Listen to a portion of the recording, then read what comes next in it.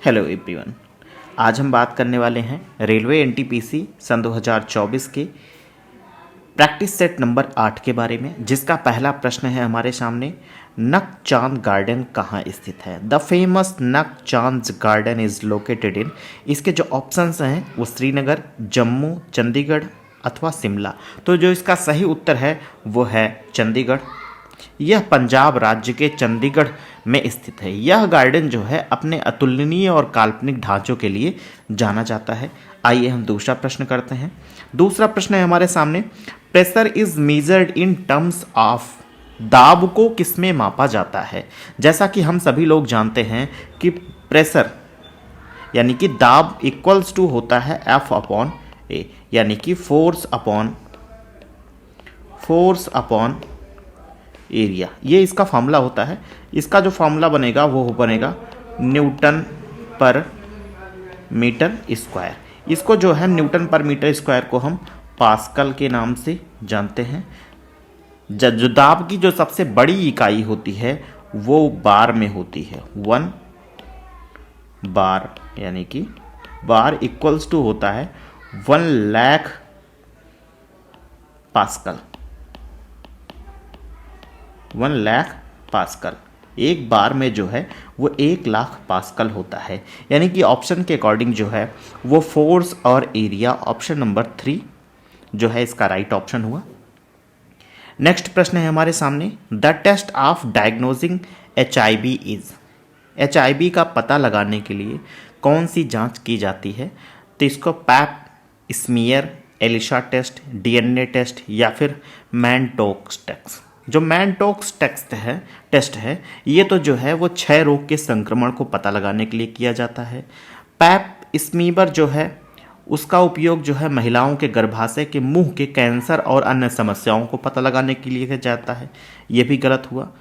Elisha test जो है इसका उपयोग जो है वो HIV को पता लगाने के लिए किया जाता है। HIV का जो फुल फॉर्म है वो ह्यूमन इम्यूनो डिफिशियंसी वायरस है। ह्यूमन इम्यूनो डिफिशियंसी वायरस होता है। इसके HIV को पता लगाने के जो अन्य प्रमुख टेस्ट हैं जैसे वेस्टर्न ब्लड टेस्ट हुआ, रैपिड HIV टेस्ट हुआ, CD4 काउंट टेस्ट हुआ। ये जो 3 और टेस्ट के नाम मैंने बताए, इन टेस्ट के थ्रू भी HIV का पता लगाया जा सकता है। नेक्स्ट प्रश्न है हमारे सामने। गांधी इरविन समझौते पर किस वर्ष हस्ताक्षर किया गया था? The Gandhi Irwin pact was signed in the year. कौन से ईयर में गांधी इरविन समझौते पर हस्ताक्षर किया गया था? तो गांधी इरविन समझौते पर जो हस्ताक्षर किया गया था वो 5 अगस्त 1931 को किया गया था। यह समझौता महात्मा गांधी और ब्रिटिश सरकार गवर्नर जनरल लॉर्ड इरविन के बीच में हुआ था। यानी कि इसका जो ऑप्शन नंबर 2 है वो राइट ऑप्शन है 1931। इस समझौते का जो उद्देश्य था वो भारत में चल रहे असहमति और आंदोलन को शांत करना था। इस समझौते के जो मुख्य बिंदु हैं जैसे नमक सत्याग्रह को समाप्त किया गया, राजनीतिक कैदियों को रिहा किया गया, लेकिन सभी को नहीं रिहा किया गया था। नमक उत्पादन बिक्री पर जो प्रतिबंध लगाया गया था उसको हटा दिया गया और कांग्रेस को नमक कानून बनाने के खिलाफ आंदोलन करने की अनुमति दी गई, जो कि इस हस्ताक्षर में बताया गया हुआ है। अगला प्रश्न है हमारे सामने। Which movement was called off the following violence of Chauri Chaura incident. किस आंदोलन को चौरी चौरा कांड के बाद स्थगित कर दिया गया था? तो जो चौरी चौरा कांड के बाद में किसको स्थगित किया गया था? तो जो चौरी चौरा कांड था वो कब हुआ था? वो हुआ था 5 फरवरी 1922 ईस्वी को हुआ था। तो वो कौन सा आंदोलन था? तो वो था असहयोग आंदोलन, नॉन कॉपरेशन मूवमेंट के बाद में इसको समाप्त कर दिया गया था। नॉन कॉपरेशन मूवमेंट को इसे ही हम नमक सत्याग्रह आंदोलन के नाम से भी जानते हैं। सत्याग्रह आंदोलन के नाम से जानते हैं। और यह कब समाप्त किया गया था? तो यह समाप्त किया गया था 12 फरवरी 1922 को, यानी कि 7 दिनों के बाद में। अगर हम खिलाफत आंदोलन की बात करें, जो ऑप्शन नंबर 1 है, यह जो है 1919 में, यानी कि 1919 से 1924 के बीच में एक प्रमुख राजनीतिक और धार्मिक आंदोलन था। भारत छोड़ो जो आंदोलन था, ये 1942 ईस्वी में महात्मा गांधी के नेतृत्व में शुरू किया गया था, जिसे हम क्विट इंडिया मूवमेंट के नाम से जानते हैं।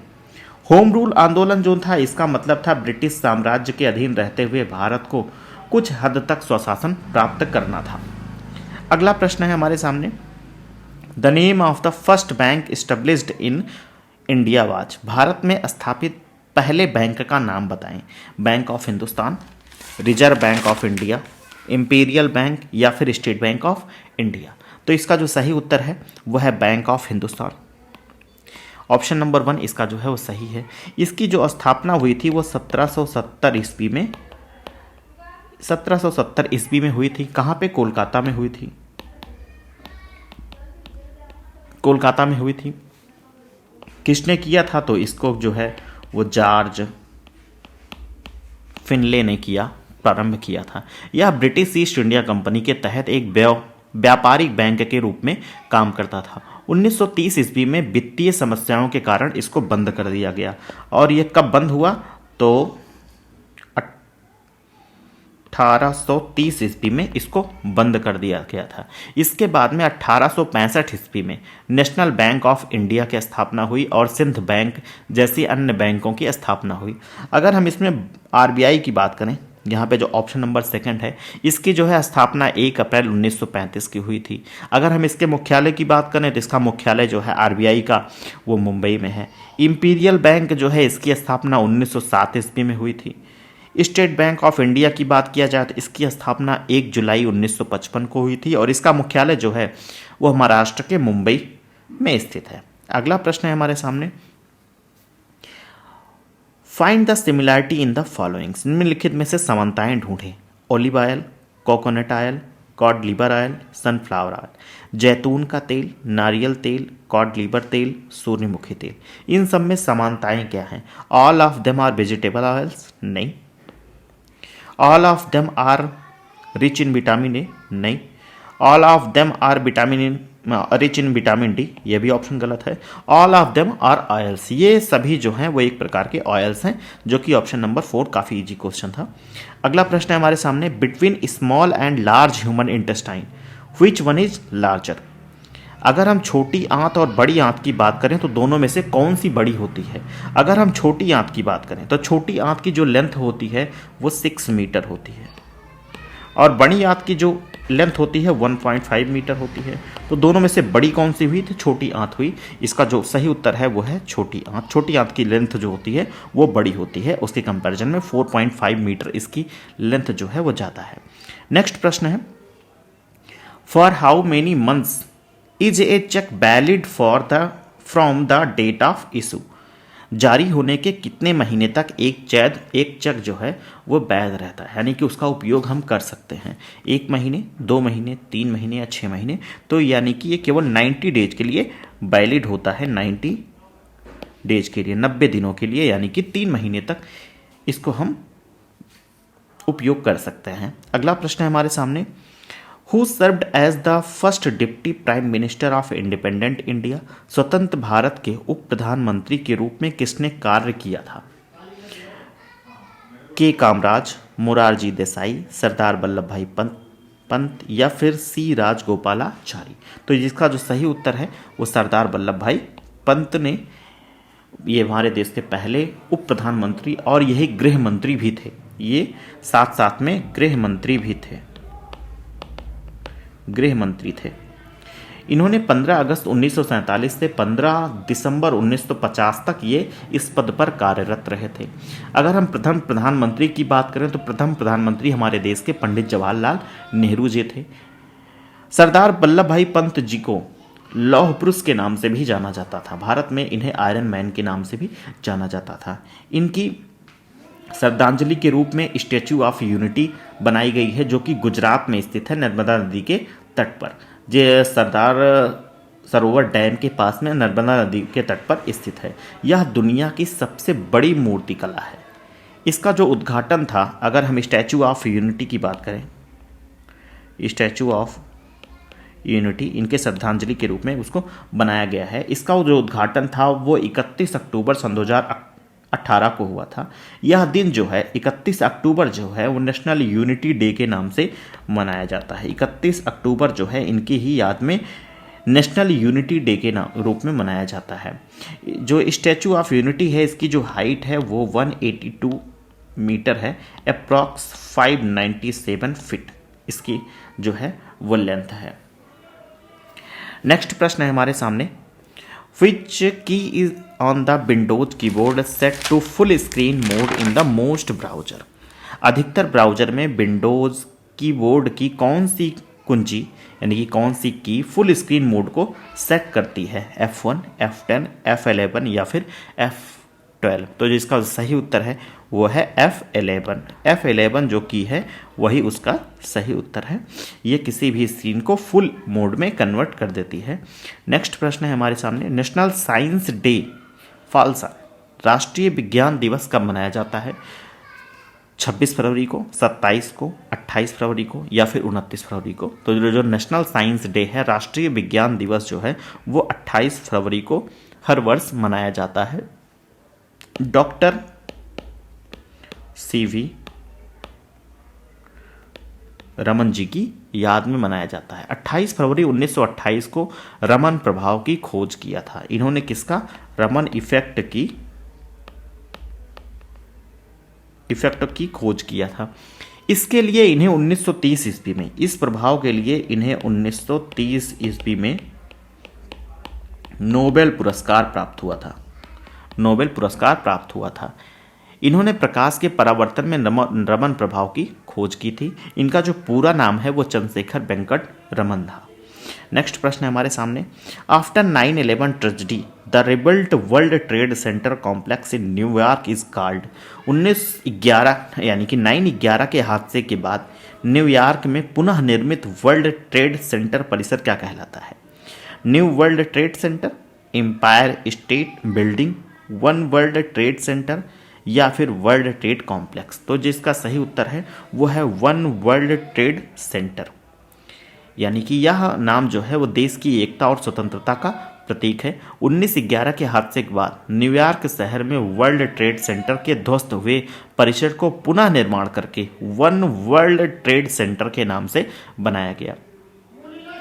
इसे जो है वो फ्रीडम टावर के नाम से भी जाना जाता है। इसकी अगर हम हाइट की बात करें तो इसकी जो हाइट है 541 मीटर है। यह अमेरिका का सबसे ऊंचा और दुनिया का चौथा सबसे ऊंची इमारत है। अगला प्रश्न है हमारे सामने, the instrument used to regulate temperature to a particular degree is called. वह उपकरण जिसका प्रयोग एक विशेष डिग्री पर तापमान को नियंत्रित करने के लिए किया जाता है। थर्मोस्टेट, थर्मोमीटर, पायरोमीटर या फिर थर्मोकपल। तो इसका जो सही उत्तर है वह है थर्मोस्टेट। थर्मोस्टेट का जो है प्रयोग किसी भी उपकरण में इसका जो प्रयोग जो है एक विशेष डिग्री या फिर तापमान को नियंत्रित करने के लिए या फिर बरकरार रखने के लिए किया जाता है। इसका प्रयोग जो है वो सामान्यतः हीटर, AC, रेफ्रिजरेटर यानी कि मीन्स दैट फ्रिज में इसका प्रयोग किया जाता है। यह एक स्वचालित रूप से नियंत्रक यंत्र है। अगर हम थर्मोमीटर की बात करें, जो कि यहाँ पर इस गलत ऑप्शन है, थर्मोमीटर, पायरोमीटर या फिर थर्मोकपल, ये तीनों ऑप्शन जो हैं गलत हैं। लेकिन थर्मोमीटर की अगर हम बात करें तो यह भी ताप मापने में प्रयोग किया जाता है। पायरोमीटर जो है इसका उपयोग जो है बहुत उच्च तापमान को मापने में किया जाता है। इससे जो है पायरोमीटर से लगभग 1000 डिग्री सेल्सियस से वो 3000 डिग्री सेल्सियस तक के तापमान को मापा जाता है। थर्मोकपल इसका प्रयोग भी तापमान मापने में करते हैं। यह एक इलेक्ट्रिकल उपकरण है। नेक्स्ट प्रश्न है, मनुष्य के नाखून किससे बने होते हैं? मनुष्य के जो नाखून होते हैं वो पिगमेंट से होते हैं या फिर इलास्टिन से होते हैं, एल्बुमिन से होते हैं या फिर केराटिन से बने होते हैं। तो जो मनुष्य के नाखून होते हैं ये बहुत ही कठिन और दृढ़ प्रोटीन से बने होते हैं। वो प्रोटीन कौन सा है? वो प्रोटीन जो है वो केराटिन है। केराटिन नामक प्रोटीन से यह बना होता है। नाखून में कोई भी रक्त वाहिकाएं नहीं होती हैं, यानी कि कोई भी रक्त को ले आने वाली नसें नहीं होती हैं। नाखून का जो भाग जो हम देखते हैं वह केराटिन का बना होता है। अगर हम यहाँ पे पिगमेंट की बात करें, हमारे शरीर में पिगमेंट क्या होता है, तो मनुष्य के शरीर में जो पिगमेंट्स होते हैं ये प्राकृतिक रंग प्रदान करते हैं, हमें नेचुरल कलर प्रदान करते हैं। जैसे हमारी त्वचा के रंग हुए, आँखों के रंग हुए, बालों के रंग हुए, इनका जो निर्धारण है वो कौन करता है? पिगमेंट्स करते हैं। पिगमेंट में कौन सा पिगमेंट करता है? तो वो उसका नाम है मेलानिन। मेलानिन नामक जो पिगमेंट होता है, इसकी वजह से यही निर्धारण करता है हमारे शरीर में त्वचा, बालों और आँखों के कलर्स को। नेक्स्ट प्रश्न है, Maharatna refers to a group of. Maharatna जो है वो किसका एक ग्रुप है? जो है महारत्न से हम क्या आशय समझते हैं? Emerging small and medium enterprises, यानी कि लघु उभरते लघु एवं मध्यम उद्योग, central public sector enterprises, leading private sector enterprises, या फिर लीडिंग मल्टीनेशनल कंपनीज। तो इसका जो सही उत्तर है वो सेंट्रल पब्लिक सेक्टर इंटरप्राइजेज। हमारे देश में जो है वो काफ़ी सारी महारत्न कंपनियां हैं, जैसे ONGC है जिसको जो कि तेल और गैस से संबंधित है, BPCL है पेट्रोलियम और गैस से संबंधित है, सेल है, सेल जो है वो SAIL वाला सेल जो है वो स्टील के उत्पादन से है, SBI सबको पता है ये बैंक है, NTPC जो है वो बिजली के उत्पादन से है। ये जो 5 कंपनियों के नाम बताए, और भी कंपनियां काफ़ी सारी हैं, ये सब जो है हमारे देश की महारत्न कंपनियां हैं। अगला प्रश्न है हमारे सामने, the periodicity of Commonwealth game is. राष्ट्रमंडल खेलों की आवधिकता, यानी कि राष्ट्रमंडल खेल जो है वो कितने समय के बाद में आयोजित किए जाते हैं? नो फिक्स्ड टाइम, इनका कोई इंटरवल नहीं है। 4 वर्ष पे, 5 वर्ष पे, या फिर 6 वर्ष के गैप पे ये मनाए जाते हैं। तो जिसका सही उत्तर है वो है 4 वर्ष के गैप पे ये मनाए जाते हैं। राष्ट्रमंडल खेलों की जो शुरुआत है, इनकी जो शुरुआत है, अगर हम इनकी शुरुआत की बात करें तो ये 1930 ईस्वी में शुरू किया गया था। कहाँ से? तो इसकी जो शुरुआत थी वो फिनलैंड से हुई थी। सन 2010 में भारत में कॉमनवेल्थ गेम हुआ था। कहाँ पर? नई दिल्ली में। उसके बाद में 2014 में हुआ कहाँ पे? स्कॉटलैंड में। उसके बाद में 2018 में कॉमनवेल्थ गेम हुआ है गोल्ड कोस्ट में। गोल्ड कोस्ट कहाँ पे है? तो ये है जो है वो ऑस्ट्रेलिया में है। अगला प्रश्न है हमारे सामने, which of the following statements is true with respect to ASCII। ASCII का जो फुल फॉर्म है उसका फुल फॉर्म होता है American standard code for information interchange. यहाँ पे तो इसका केवल फुल फॉर्म ही दिया हुआ है, ऑप्शन नंबर 3 जो कि सही है। यह जो है वो 7 बिट कोडिंग सिस्टम है। 7 बिट कोडिंग सिस्टम है। जैसा कि हम लोग जानते हैं केवल 2 ही हम लोग बिट जानते हैं, लेकिन ये जो है वो 7 बिट कोडिंग सिस्टम है। नेक्स्ट प्रश्न है हमारे सामने, name the first women who won the prestigious Abel prize. उस महिला का नाम बताइए जिसने प्रतिष्ठित एबेल पुरस्कार जीता।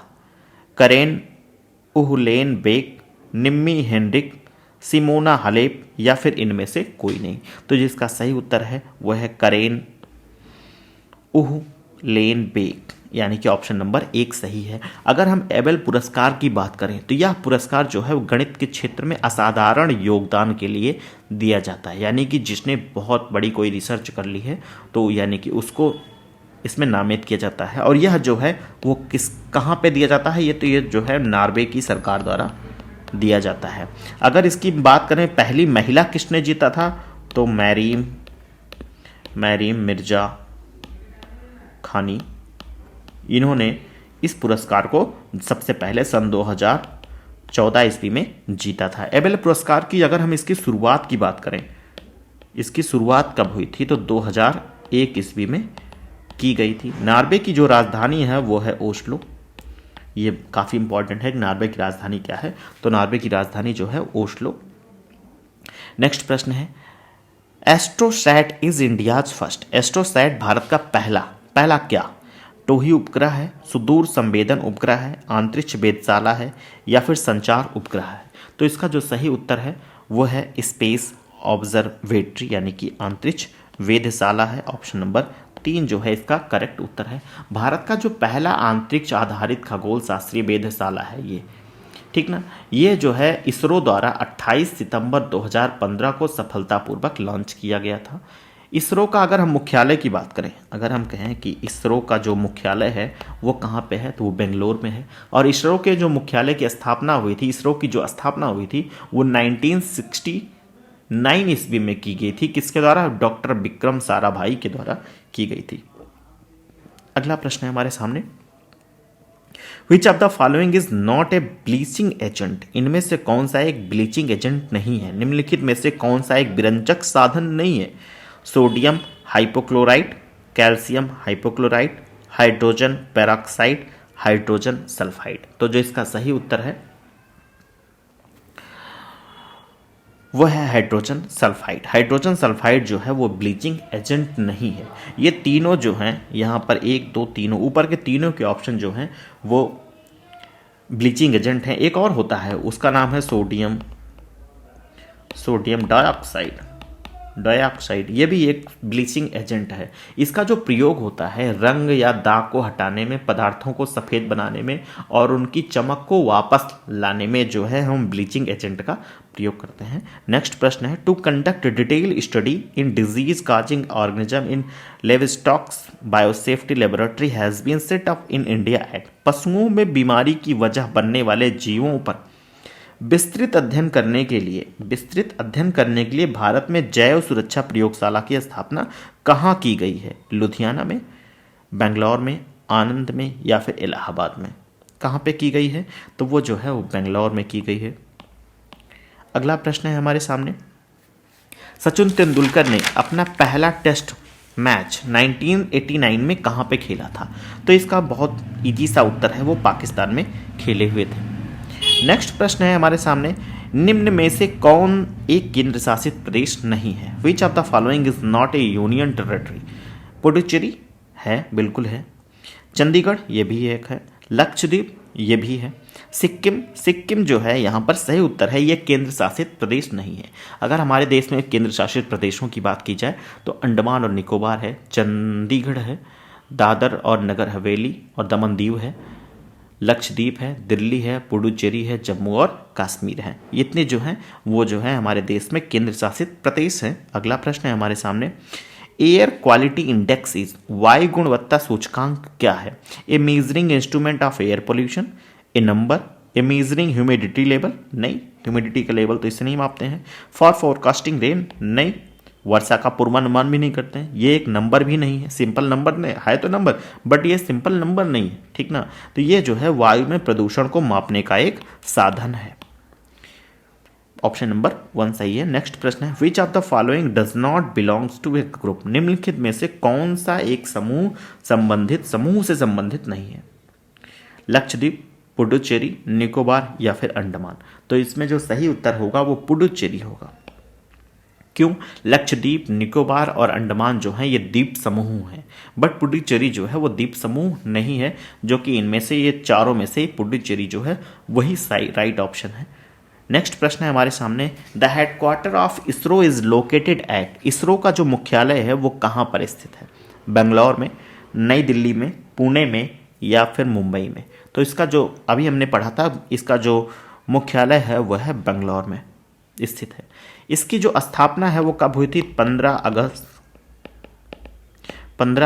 1969 ईस्वी में की गई थी। किसके द्वारा? डॉक्टर विक्रम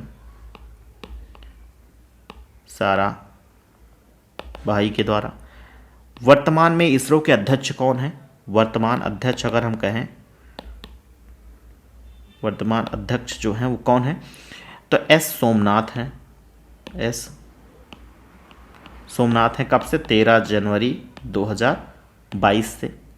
इसके पहले कौन थे? डॉक्टर सिवन थे। डॉक्टर सिवान जो थे वह हमारे देश के इसरो के अध्यक्ष थे 2022 के पहले। लेकिन वर्तमान में कौन है? एस सोमनाथ हैं। अगला प्रश्न है हमारे सामने, the medicine paracetamol is. Paracetamol क्या है? पैरासीटामोल किस प्रकार की दवा है? एक पीड़ाहार है, एक ज्वरनाशक है, एक पीड़ाहार और ज्वरनाशक है, non steroidal anti inflammatory drugs है? नहीं, ये तो नहीं है।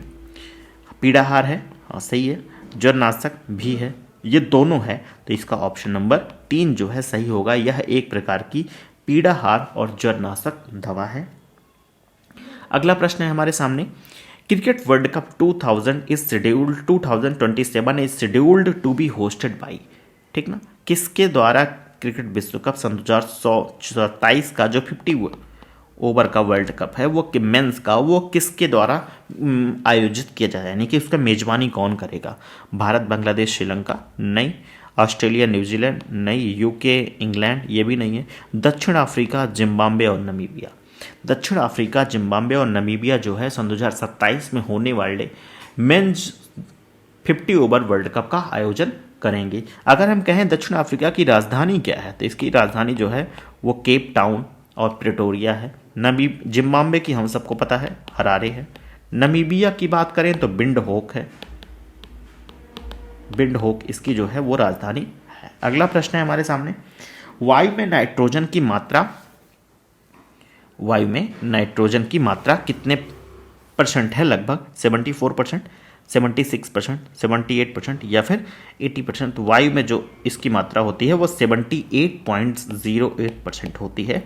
इस यहाँ पर हमसे लगभग पूछा है, तो ऑप्शन नंबर 3 जो है वो सही है। वायु में जो अन्य मात्राएं होती हैं, जैसे हम ऑक्सीजन की बात करें तो ऑक्सीजन की जो मात्रा होती है वो 20.95% होती है, अप्रॉक्स 21%। आर्गन एक भी पाई जाती है, आर्गन की जो मात्रा होती है 0.93%।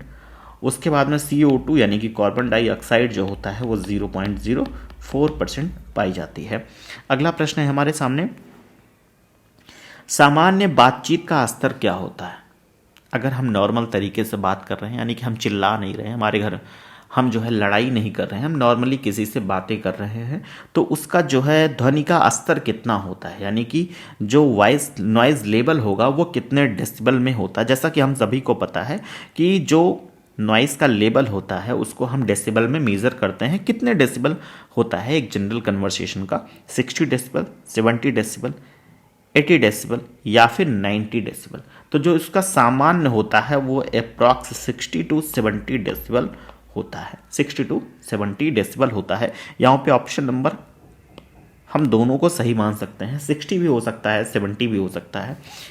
जो विमान होते हैं, हवाई जहाज होते हैं, इस तरीके के जो विमान होते हैं, जब वो हवा भरते हैं, उड़ान भरते हैं, तो इनका जो नॉइज का लेवल होता है वो 120 dB होता है, 120 डेसिबल तक होता है। अगला प्रश्न है हमारे सामने, रूपी साइन इज ए, रुपए का जो प्रतीक है वो किससे बना हुआ है? जैसे देवनागरी लेटर से है या फिर रोमन अक्षर से बना हुआ है, संस्कृत की लिपि से बना है? नहीं, ऑप्शन नंबर 3 तो गलत है। ये जो रा और आर से मिल करके बना हुआ है। रोमन का आर, ये रोमन स्क्रिप्ट से आर लिया गया है और देवनागरी लिपि से रा लिया गया है, तो इस तरीके से ये हमारा बना हुआ है। तो ये इसका जो प्रतीक है वो रोमन और देवनागरी लिपि का जो है वो संयोजन है। ऑप्शन नंबर 4 यहाँ पर सही है, यानी कि इसका जो साइन का जो डिजाइन किया था उनका नाम था दिनेश चंद्र नाम था।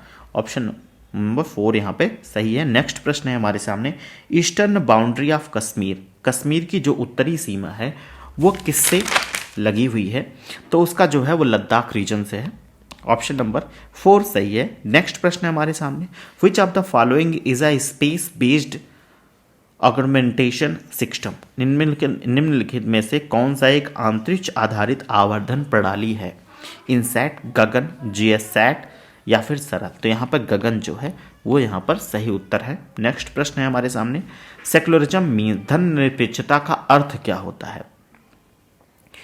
तो धर्मनिरपेक्षता का जो अर्थ है वो है freedom to religion and worship. Next प्रश्न है हमारे सामने, name the Indian who became the CEO of Google, उस भारतीय का नाम बताइए जो गूगल का सीईओ है। करंट में गूगल का जो सीईओ है वो सुंदर पिचाई, ये भारतीय मूल के निवासी हैं। अगला प्रश्न है हमारे सामने, गंगा